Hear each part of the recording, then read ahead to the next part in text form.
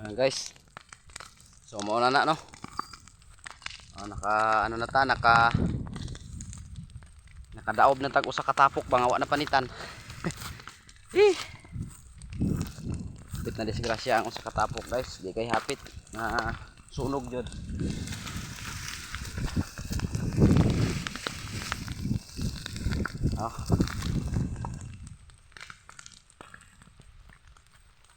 Napay wala ma-harvest, gamay na lang kayo. Gamay ra man ni atong uma. Pinubre ba? Oh. Kana.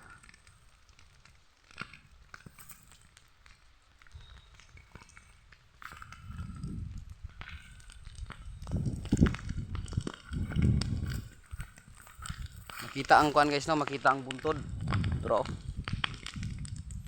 bukid mangod di kaya mo ang kuan diri lugar. Guys. Kailangan tunugon gid siya kay para ma-isprehan na ning sagbot ug makatanom tag mais na pod no. Shout out dai dira sa tanang mga manguuma ug farmers.